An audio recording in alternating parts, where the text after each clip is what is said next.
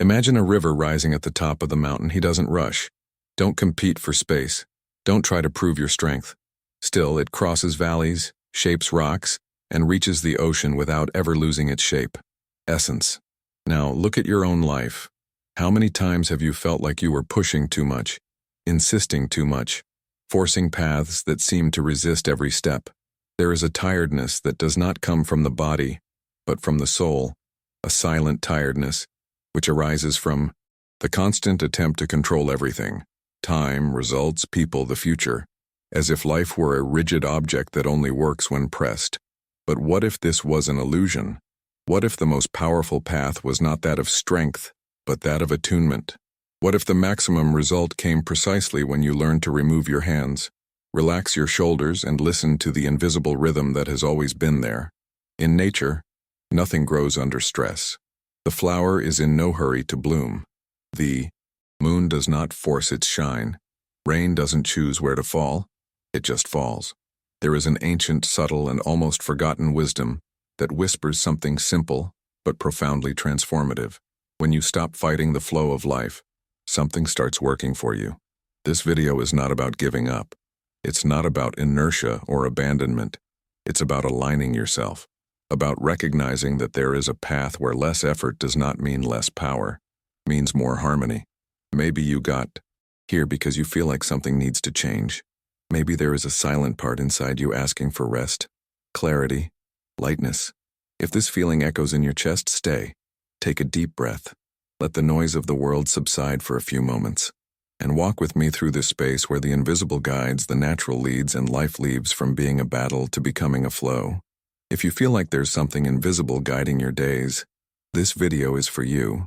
There is a type of effort that does not build. It just consumes. It is the effort of those who believe that everything depends exclusively on their own strength, on own will, one's own insistence. From an early age, we learn that life rewards those who grit their teeth and carry on. Front, who sleeps less, who runs faster, who never stops. And little by little, without realizing it, we begin to treat existence as a silent dispute against time. Every day becomes a test. Every decision is a weight. Every pause, a guilt. But look honestly, how many times has this excess effort actually brought peace? There are people who do everything right and still feel empty. They work more, plan more, think more, and sleep less, like they're constantly pushing at a door that wasn't meant to be opened by force. The problem is not taking action. The problem is acting out of alignment. When we force, we create resistance. And where there is constant resistance, wear and tear arises. The body gets sick. The mind speeds up. The spirit moves away. It's like trying to swim against the current of a wide river. At first it seems possible, then tiring, and at some point, dangerous. Nature never wastes energy. She doesn't push winter to end sooner. It does not require the seed to become a tree before its time. Everything happens when the ground is ready. But modern human beings have unlearned to wait. He unlearned how to feel the right moment. He unlearned to trust. So, be strong. It strengthens relationships that already asked for silence, strengthens paths that already showed signs of exhaustion. It forces versions of yourself that no longer want to exist. And then that deep tiredness appears, which is difficult to explain. It's not just physical. It's as if something inside is being dragged day after day without rest.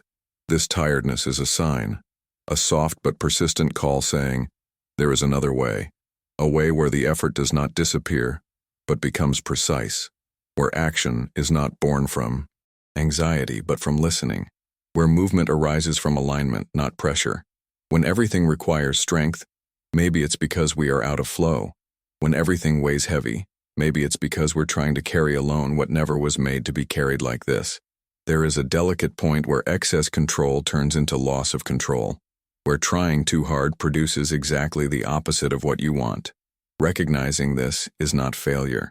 It is spiritual maturity, because only those who are attentive realize that sometimes the greatest act of wisdom is to stop push and start to feel where life is already going. And when this listening begins, something silently changes inside, as if the body breathed better, as if the heart eased the weight, as if the path, once rigid, began to curve gently in front of him. But to see this path, it is necessary to let go of the idea that only extreme effort leads to forward, and that requires courage. Observe the water when you find a rock in the path. She doesn't rebel, okay? Don't try to break it right away. Do not attack her with violence. The water just goes around. It runs down the sides. Wait. And, over time, it transforms what seemed insurmountable. This is the secret of the natural path. It is not the absence of movement. It is silent intelligence. In life, we are taught to associate value with visible effort. The more difficult, the more worthy. The more painful, the more true. But nature never confirmed this rule. The sun rises without noise. The stars remain without competing for attention. The tree grows while no one is looking. There is an invisible order operating beneath the surface of the world, a cadence that does not rush, but is never late. When we try to impose our rhythm on this order, we create friction. When we learn to listen to it, the movement becomes light. The path of least effort is not laziness. It's precision. It's knowing when to act, and, most importantly, when not to act.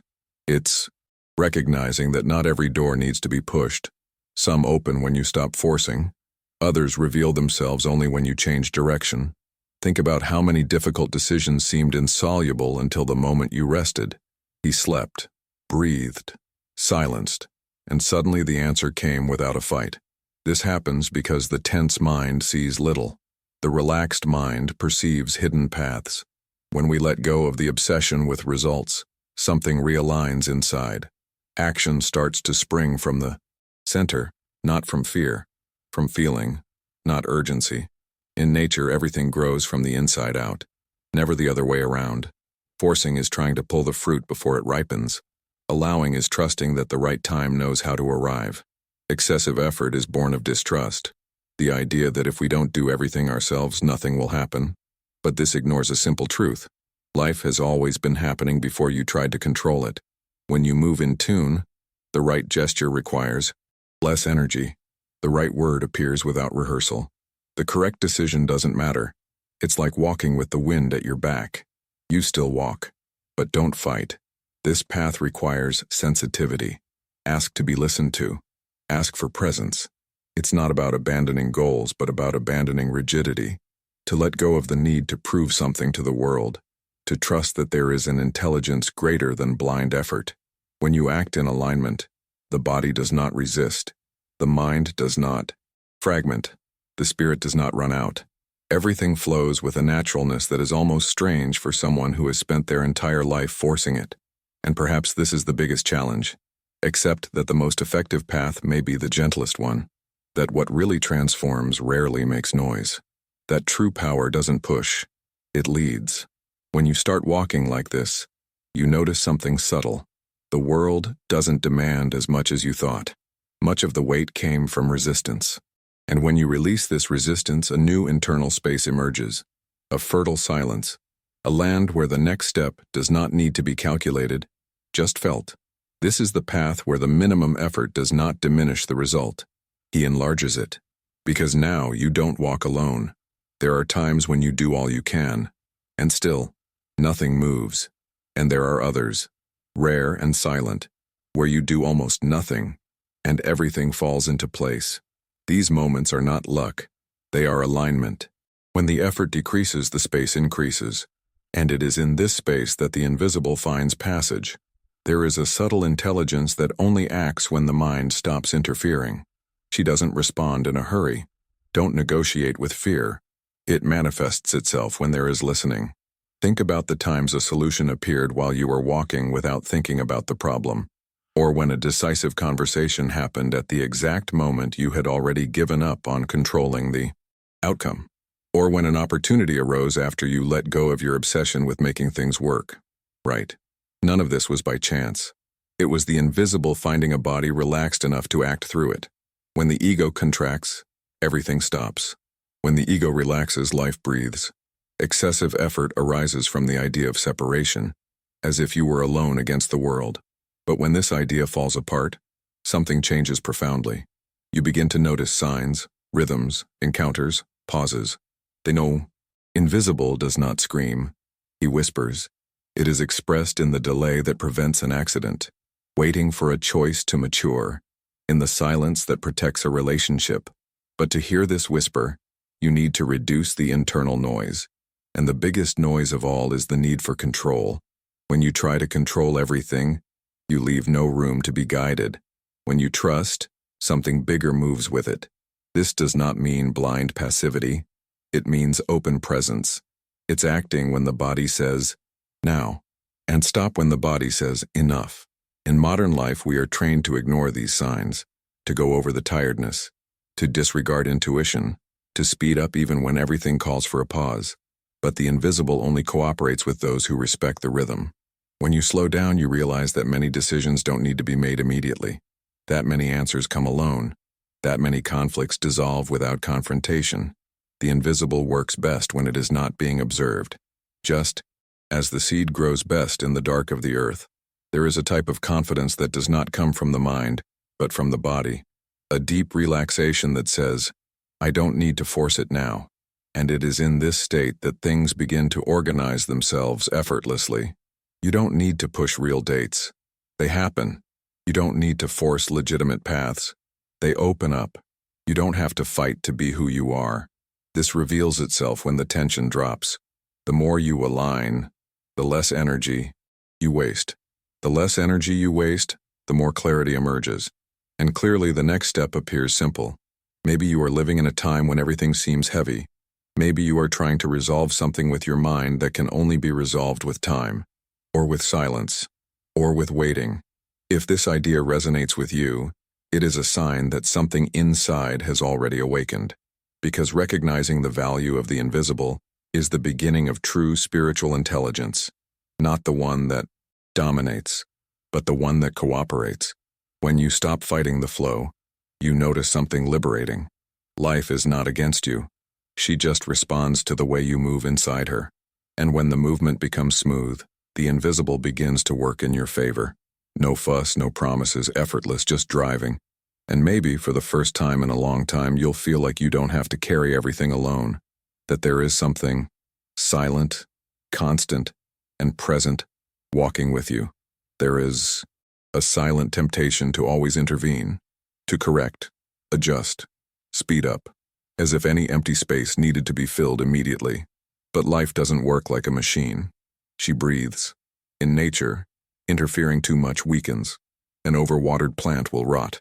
A branch pruned out of time will not bloom again. Silence broken too soon loses its response.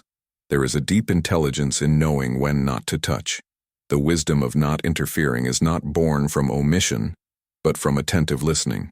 It's realizing that not all discomfort is a mistake, that not every break is a delay, that not every problem requires an immediate solution. Sometimes what seems like stagnation is pregnancy. In human life, many pains last because they are constantly poked. We reopen wounds trying to resolve ahead of time. We force conversations when our hearts are still closed. We make decisions while our minds are clouded. And then we wonder why everything got more confusing. Not interfering is allowing internal processes to do their work. It's trusting that emotions also mature. What thoughts are organized in silence? What relationships reveal themselves when control diminishes?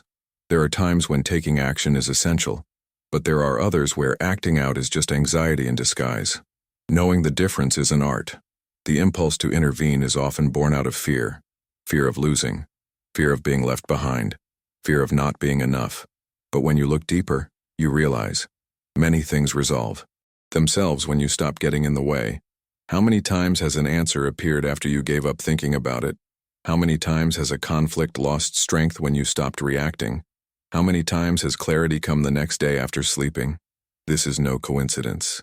It is the natural effect of the space. Silence is not empty. He is fertile. When you don't interfere, something bigger rearranges. Time adjusts. The body understands. The heart repositions itself. This wisdom calls for humility. Accept that not everything depends on your direct action. That not everything needs to be fixed now. That not everything is a problem. Some things are just processes. In modern life, we have been taught to confuse control with care. But controlling too much suffocates. Caring often means protecting space. Not interfering is also a form of respect. Respect the rhythm of others, at your own pace, to the intelligence of life. When you learn not to interfere, you save energy. And this, saved energy turns into presence, in clarity, in silent strength. You stop pushing the river and begins to feel where he runs.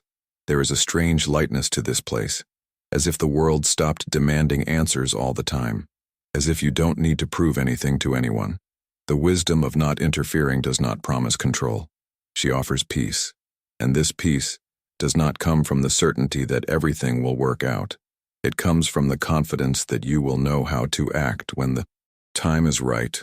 Until then, waiting is not a waste of time. It's alignment. Because when you learn not to interfere, something essential happens. You stop fighting the process and starts walking with him. And in this silent walk, many things that seemed confusing simply fell into place. Accommodate, effortless, noiseless, nowhere, just at the right time. There comes a time when the fight is so tiring that the body demands surrender. Not a bitter surrender, but a smooth delivery, like someone who finally lets go of a heavy load after a long walk. It is at that moment that something reintegrates. When you stop resisting, you begin to notice subtle signs of balance returning. Breathing deepens. Thoughts slow down. The heart stops beating in constant alert. Living in harmony with the invisible is not living without challenges. It's living without internal war. Challenges continue to arise, but now they are crossed with presence, not with tension. There is a profound difference between reacting and responding. The reaction is born from fear. The answer comes from alignment. When you reintegrate yourself into the flow, your answers become simple, not because everything became easy, but because you stopped fragmenting yourself inside. Reintegration happens when you stop seeing yourself as separate from life. When you realize you're not against the world, you don't even need to beat him. You are part of the same movement that drives the seasons, the same rhythm that guides the tides, the same intelligence that makes day give way to night. In this inner place, a silent trust arises, not a noisy confidence, full of promises, but a calm certainty that you will know what to do when the time comes. Anxiety decreases because you no longer try to anticipate everything. The past loses strength because it doesn't need to be fixed now. The future becomes lighter because it does not require constant control. Living in harmony is accepting that life knows how to live you too. When something ends, it ends. When something starts, it starts. And you learn to recognize these cycles without holding on. Reintegration does not require complex rituals. It starts in small gestures. Respect tiredness. Listen to the silence. Honor the timing of things. When you act like this, something purifies inside, like clear water washing away the excess, like wind crossing a space that has been closed for a long time. You don't need to become someone else. Just stop moving away from who you always were. In this state, life stops being a battlefield and turns into a path with curves, with pauses, with mysteries. But now, you walk in one piece, not divided between who you are and who you think you should be, not pressured by invisible expectations, not carrying weights that don't belong to you. Harmony with the invisible reveals itself as serenity, a serenity that does not depend on results, that does not require guarantees.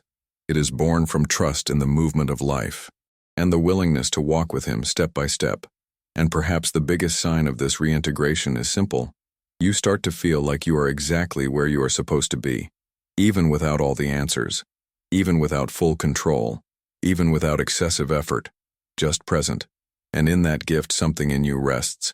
Perhaps along this path you realized something simple and profound. Life never asked you to fight all the time. It was you who learned to clench your fists, holding your breath, confusing effort with value. But now, after going through this silence, something may be different. Not in the outside world, but in the space where the world touches you from the inside. There is a serenity that does not come from answers. It is born when you stop demanding guarantees of tomorrow and begin to trust the step you are taking now. The least effort is not giving up. It's alignment. That's when the right gesture appears without noise, when the decision appears weightless, when the path reveals itself without pushing. You don't need to control the river to cross it. Just feel its current. When you let go of rigidity, life responds gently. When you let go of the rush, time reorganizes itself. When you respect the invisible, it becomes a guide. Perhaps the biggest learning is this: what really sustains your journey is not the strength you exert, but the harmony you allow. And this harmony does not require perfection. She asks for presence. Presence to listen when it is time to act. Presence to stop when it's time to wait. Presence to trust when the mind asks for control. From here, the path continues, with clear days and cloudy days, with advances and pauses. But now, you don't have to cross it in war. If anything from this video touched you silently, if any part of you recognized this lighter rhythm, take this with you. And if you want to continue walking through this space where the human and the invisible find, sign up and continue walking with us along the path of the soul, not to learn more, but to unlearn the excess, to remember that that has always been there, because maybe what we call effort is just resistance, and what we call destiny be just the constant whisper that has accompanied us since the beginning, waiting for the moment when we stop fighting to finally listen. What if what we call destiny is just the silent echo of the invisible leading us, step by step, from the first breath